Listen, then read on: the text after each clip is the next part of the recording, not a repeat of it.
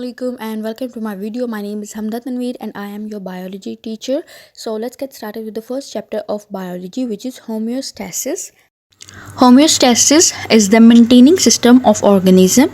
It helps in adaptation in constant conditioning changing. ठीक है, homeostasis जो होता है, ठीक है, वो किसी भी ऑर्गेनिज्म का मेंटेनिंग सिस्टम होता है, ठीक है, और ये किसी भी चेंज को अडेप्ट करने में मदद देता है, ठीक है। इंटरनल इन्वायरमेंट को ये प्रोटेक्ट करता है किससे, कि जो एक्सटर्नल इन्वायरमेंट के हार्म्स होते हैं ना, ठीक है, ये उसको प्रोटेक्ट करता है, ठीक है। इसमें external environment fluctuation wide range में होती है, ठीक है, और internal environment fluctuation narrow range में होती है। एक्सटर्नल चेंज की वजह से हमारी बॉडी में चेंजेस जो आते हैं वो नैरो रेंज में होते हैं, और extra cellular environment fluctuation extremely narrow range में होते हैं।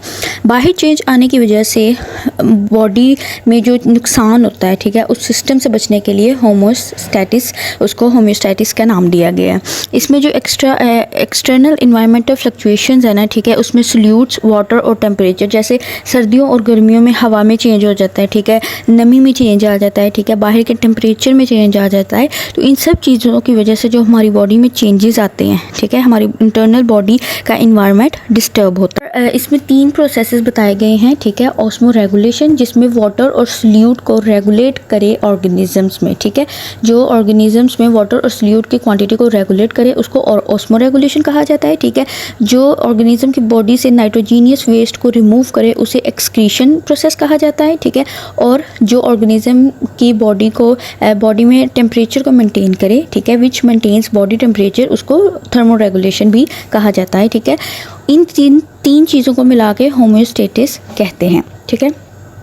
Homeostasis is regulated by control system, ठीक है। इसमें 2 कंट्रोल सिस्टम है, physical control system and living control system. Control system के 2 टाइप्स हैं, living control system and physical control system, ठीक है। जो हमारी बॉडी के अंदर होता है वो लिविंग कंट्रोल सिस्टम है, ठीक है, और फिजिकल कंट्रोल सिस्टम वो है जो बेजानदार चीज़ों के अंदर देखते हैं। इन दोनों कंट्रोल सिस्टम के अंदर चीज़ें नॉर्मल है, ठीक है। जैसे दोनों कंट्रोल सिस्टम में रिसेप्टर या सेंसर होता है, ठीक है, जो कि किसी भी चेंज को डिटेक्ट करता है, ठीक है। उसके बाद एक्शन लिया जाता है जिसको कंट्रोल सेंटर कहा जाता है, ठीक है, और जो रिस्पॉन्स होता है वो कौन शो करता है, इफेक्टर। जैसे फिजिकल कंट्रोल सिस्टम में जो सेंसर है, ठीक है, मतलब फिजिकल कंट्रोल सिस्टम क्या होता है कि जो बेजानदार चीज़ों के अंदर होता है, ठीक है। जैसे ओवन हो गया, ठीक है, हर घर में ओवन होता है, तो ओवन क्या है, एक बेजानदार चीज़ है, ठीक है। ओवन के अंदर थर्मोमीटर होता है, ठीक है, जो कि टेम्परेचर को डिटेक्ट करता है कि ओवन का टेम्परेचर कितना। अब जैसे ही हमने देखा कि ओवन में जो टेम्परेचर है वो कम है, ठीक है। अब अगर हमने पिज़्ज़ा, फॉर एग्जांपल पिज़्ज़ा हमने बनाना है, ठीक है, तो पिज़्ज़े के लिए हम टेम्परेचर इंक्रीज़ करेंगे, ठीक है।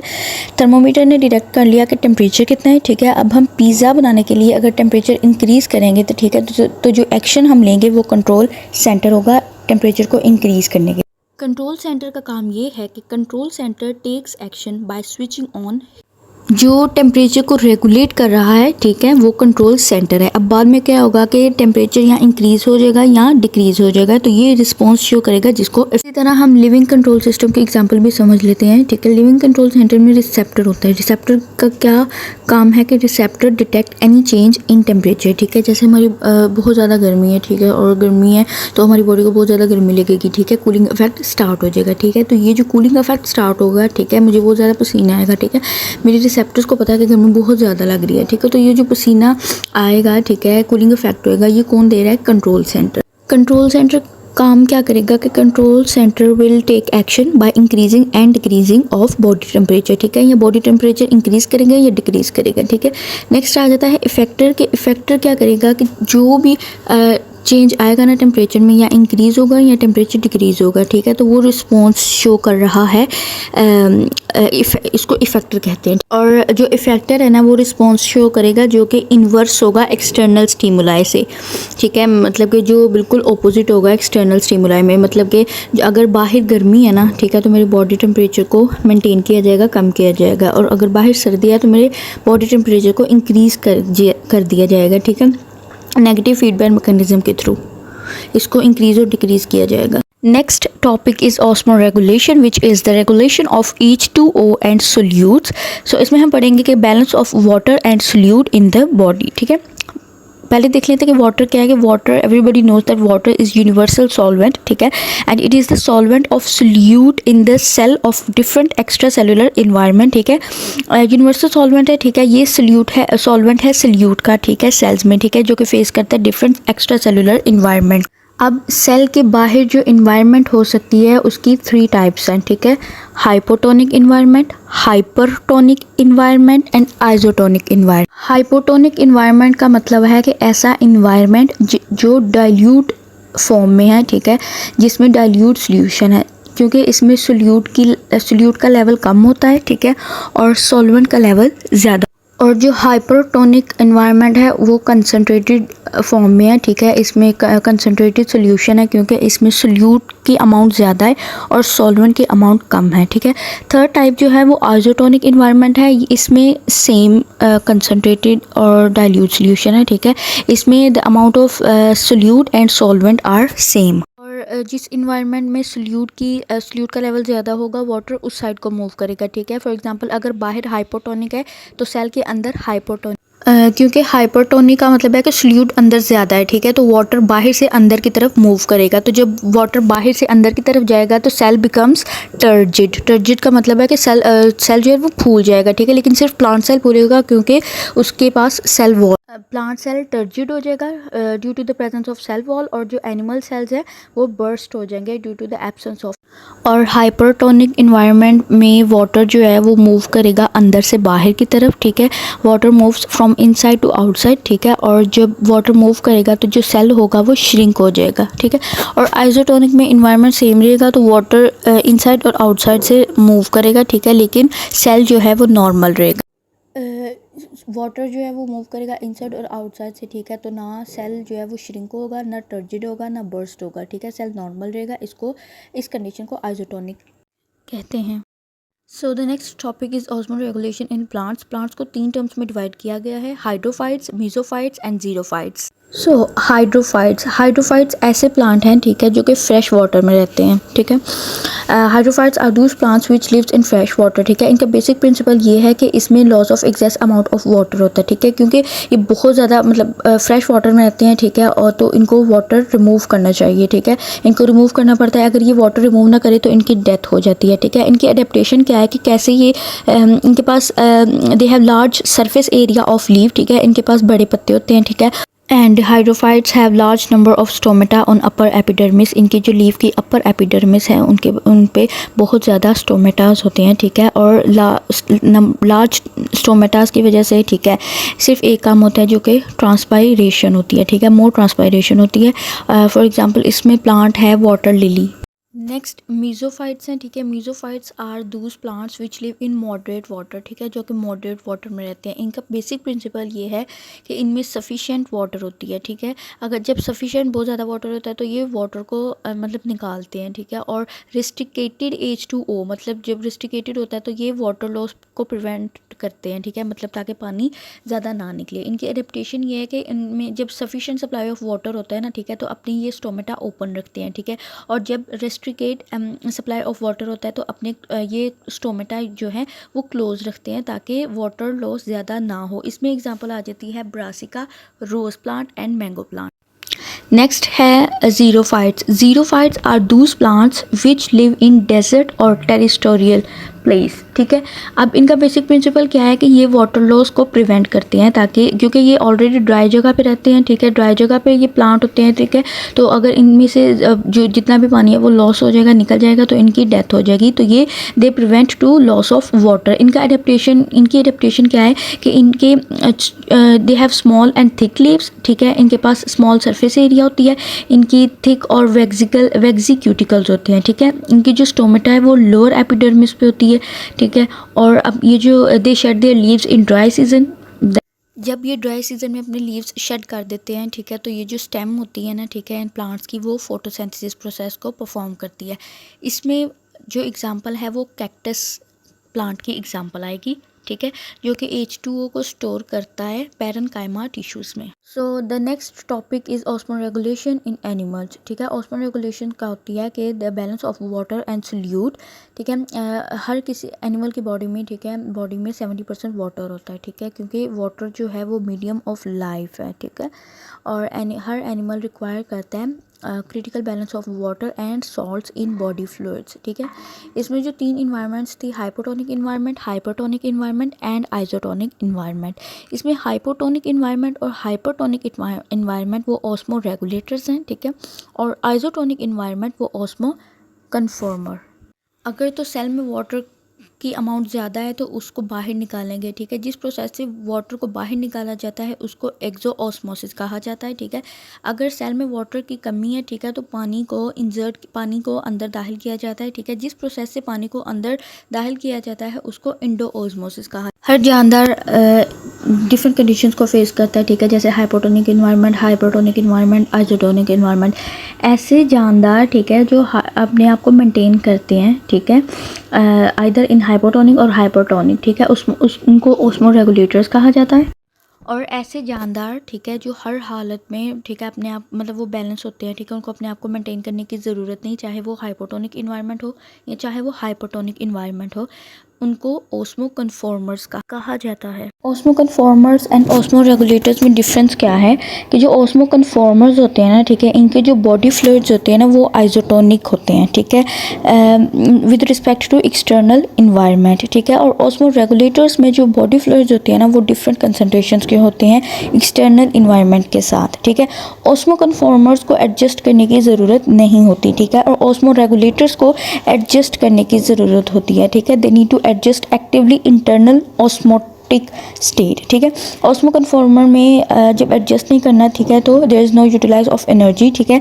एंड ऑस्मो रेगुलेटर्स में there is need to adjust, so there is utilize of energy, ठीक है। और ऑस्मो रेगुलेटर्स में हाइपरटोनिक क्या होता है कि इसमें एक्सेस सॉल्ट्स को रिमूव करते हैं, ठीक है, और हाइपोटोनिक में H2O वाटर के लेवल को रिमूव करते हैं, ठीक है।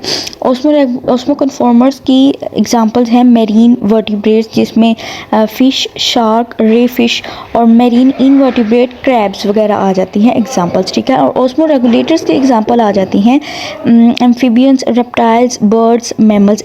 The next topic is osmo regulation in different environments. सबसे पहले आ जाता है मैरीन, ठीक है।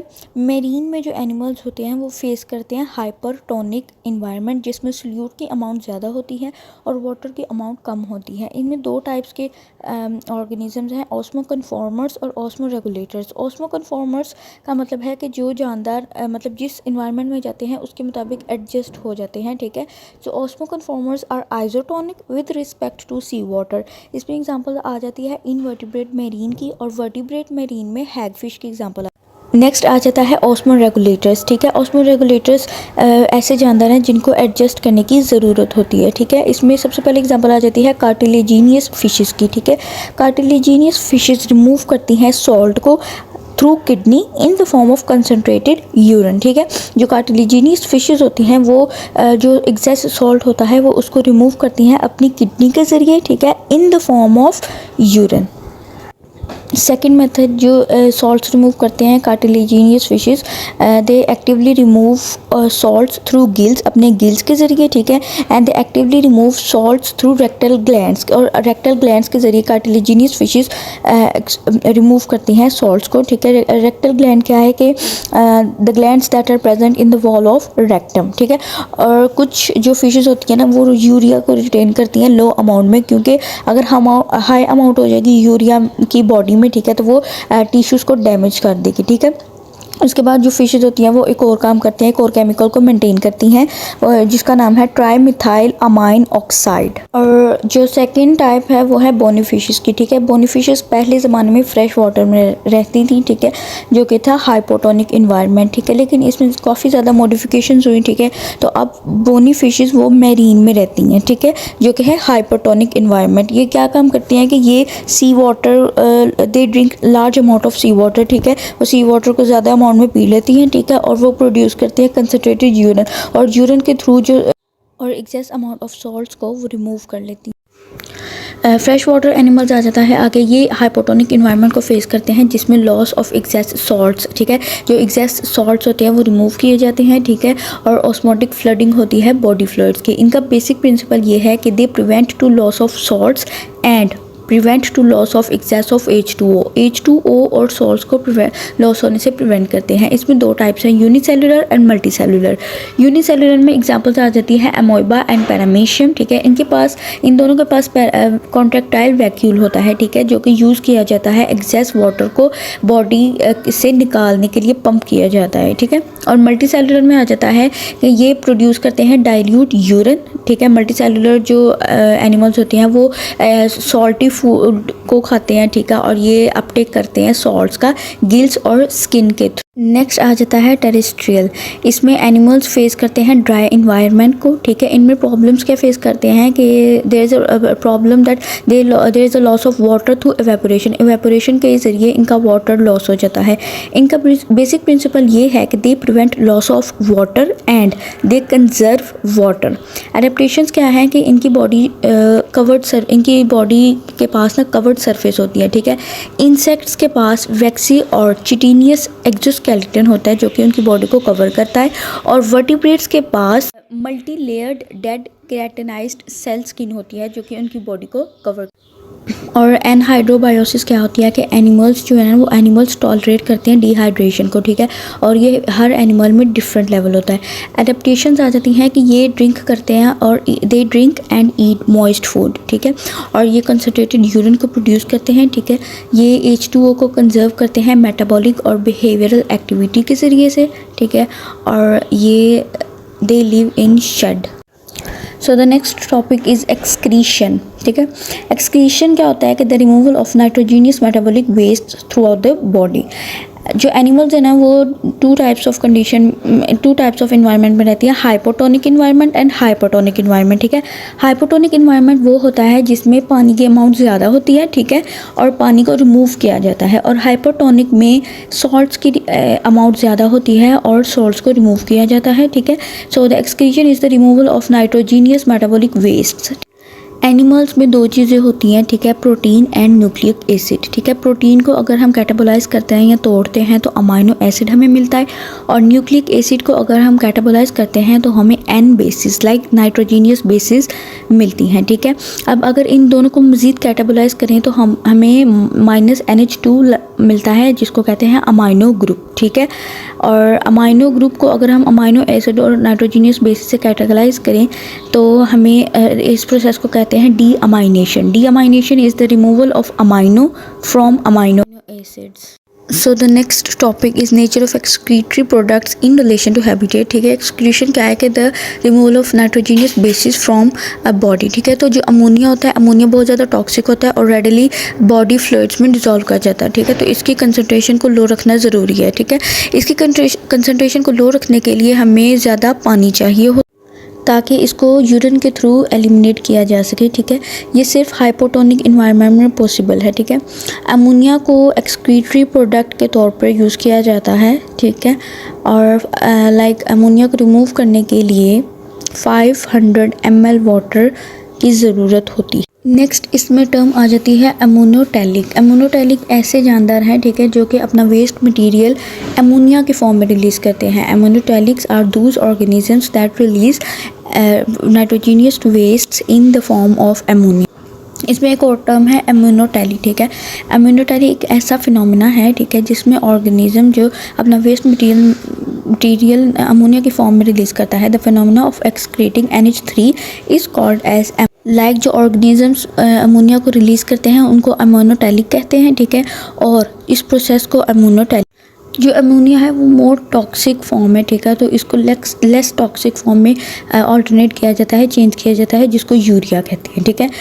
यूरिया जो है वो लेस टॉक्सिक है, ठीक है, इसलिए अमोनिया को यूरिया में चेंज किया जाता है, ठीक है। अब 1 ग्राम यूरिया को बॉडी में से निकालने के लिए only 50 ml water is required, तो 2 ग्राम अगर निकालेंगे तो 100 ml वाटर। इसमें दो टर्म्स डिफाइन की गई हैं, यूरियोटैलिक और यूरियोटेली। ठीक है, यूरियोटेलिक एक ऐसे जानदार जो अपना वेस्ट मटेरियल यूरिया के फॉर्म में रिलीज़ करते हैं उनको यूरियोटेलिक कहते हैं। ठीक है, और ये जो फिनोमिना है, ठीक है, ये जो प्रोसेस है जिसमें रिलीज़ किया जाता है यूरिया को, ठीक है, इसको यूरियोटेलिक।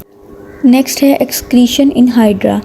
जो हाइड्रा है ना वो नाइटेरिया ग्रुप का मेंबर है। ठीक है, इसके पास वेज लाइक बॉडी है, लाइक जिसकी शक्ल गुलदान की तरह होती है। ठीक है, इसकी दो लेयर्स हैं, एक्टोडर्म और एंडोडर्म, जिनकी वजह से इसको डिप्लोब्लास्टिक ऑर्गेनिज्म भी कहा जाता है। ठीक है, एक्टोडर्म और एंडोडर्म होने की वजह से इसके पास कोई भी specialised excretory system, nephron, nephridia कुछ भी नहीं है। ठीक है, ये अपनी स्किन से ही इसकी अंदर गैस्ट्रोवेस्कुलर कैविटी होती है। ठीक है, ये अपनी स्किन की लेयर से कार्बन डाइऑक्साइड को रिलीज़ करता है, ऑक्सीजन को लेता है और नाइट्रोजन को, नाइट्रो अमोनिया को भी रिमूव करता है अपनी स्किन के ज़रिए। ठीक है, ये रिमूव करता है नाइट्रोजनियस वेस्ट मटेरियल्स को सिंपली डिफ्यूजन के प्रोसेस। नेक्स्ट है जी एक्सक्रीशन इन प्लेनेरिया। सो जो प्लेनेरिया है वो किस ग्रुप का मेंबर है कि जो प्लेनेरिया जिस ग्रुप का मेंबर है उसको फ्लैटवॉर्म ग्रुप कहा जाता है। ठीक है, ये पैरासिटिक फ्लैटवॉर्म है। ठीक है, जो कि नुकसानदाह हो सकते हैं गैर जानदार के लिए। ठीक है, जो ऑर्गेनिजम्स के लिए ये नुकसानदाह हो सकते हैं। ठीक है, और दे प्रोड्यूस डाइल्यूट यूरिन, ये यूरिन प्रोड्यूस करते हैं। ठीक है, और ये एमोनोटैलिक है। एमोनोटैलिक क्या है कि they remove their nitrogenous material in the form of ammonia, और इनके एक्सक्रीटरी सिस्टम को प्रोटोनेफ्रीडियन कहा जाता है। प्रोटोनेफ्रीडियम क्या होता है कि protonephridium are tubular excretory system without internal opening. ठीक है, जिनकी इंटरनल ओपनिंग नहीं होती उनको सिर्फ एक नाम दिया जाता है जिनको प्रोटोनेफ्रीडियम कहा जाता है। ठीक है, और ये पूरी बॉडी में ट्यूब्यूलर एक्सक्रीटरी सिस्टम की पूरी बॉडी में ये फैले होते हैं। ठीक है, they are spread in whole body. ठीक है, और इनकी जो ब्रांचेज होती हैं वो कॉप्ड होती हैं बाय सेलुलर सेटअप्स। प्रोटोनेफ्रीडियम की ब्रांचेस के लास्ट पर मौजूद होता है सेलुलर सेटअप जिनको हम फ्लेम सेल कहते हैं। Next topic is excretion in earthworm. Earthworm जिस ग्रुप का मेंबर है उसको एनालिडा ग्रुप कहते हैं। ठीक है, earthworm has segmented body. Earthworm के पास सेगमेंटेड बॉडी होती है। ठीक है, और हर सेगमेंट के पास पेयर है एक्सक्रीटरी सिस्टम का। ठीक है, और एक्सक्रीटरी सिस्टम का नाम है metanephridia.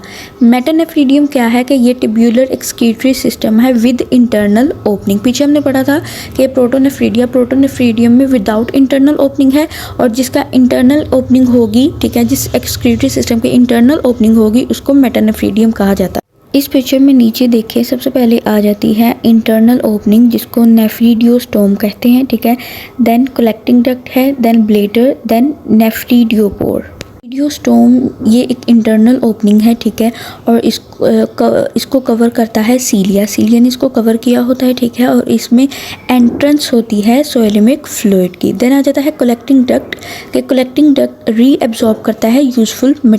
Then the third step is bladder. Bladder क्या करता है कि टेम्परेरी स्टोर करता है नाइट्रोजीनियस वेस्ट्स को। ठीक है, देन आ जाता है नेफ्रीडियोपोर। ये एक्सटर्नल ओपनिंग है। ठीक है, जिसके थ्रू रिमूव होता है वेस्ट मटेरियल। ठीक है, नेफ्रीडियोस्पोर से waste material remove. Next part है एक्सक्रीशन इन कॉकरोच। ठीक है, कॉकरोच जिस ग्रुप का मेंबर है उसको एथ्रोपोडा ग्रुप कहते हैं। ठीक है, कॉकरोच फेस करते हैं acute shortage amount of water. ठीक है, बेशक ये नदी नालों में रहते हैं लेकिन इनके मतलब ये बहुत ज़्यादा फेस करते हैं शॉर्टेज अमाउंट ऑफ वाटर। ठीक है, ये यूरिकोटैलिक है, जिसमें यूरिकोटैलिक क्या होता है कि ये रिमूव करते हैं नाइट्रोजीनियस वेस्ट को यूरिक एसिड के फॉर्म में। ठीक है, यहाँ ये रिमूव करते हैं सॉलिड क्रिस्टल को यूरिक एसिड के साथ फीसिस के थ्रू। ठीक है, इनका जो एक्सक्रीटरी सिस्टम है, ठीक है, ये एसोसिएटेड होता है डाइजेस्टिव ट्यूब के साथ, and this tubules are lined by epithelial cells. ठीक है, और ये सस्पेंडेड होते हैं बॉडी फ्लूइड।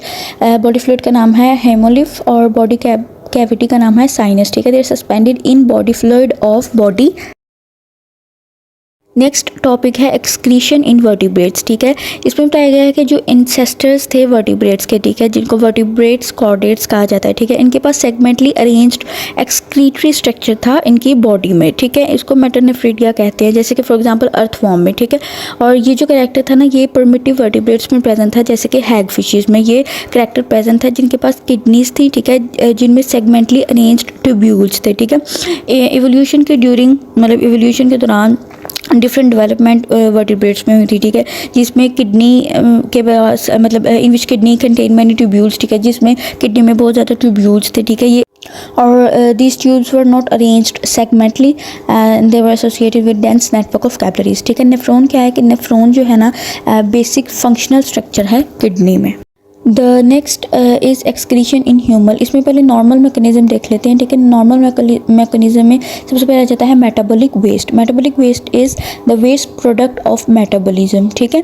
इसमें जो प्रोडक्शन होती है वेस्ट्स की, ठीक है, डिपेंड करती है दो चीज़ों पे। एक तो मेटाबॉलिक पाथवे, ठीक है, जिस प्रोसेस से ये वेस्ट होते हैं, ठीक है, और दूसरा केमिकल्स इन ऑर्गेनिज्म, ठीक है। और कहते हैं कि जो वेस्ट है ना, ठीक है, वो the waste must be eliminated by excretory system. The next is metabolic waste versus sources, ठीक है। मेटाबॉलिक वेस्ट में सबसे पहला मेटाबॉलिक वेस्ट कौन सा है? यूरिया। और ये किससे बनता है?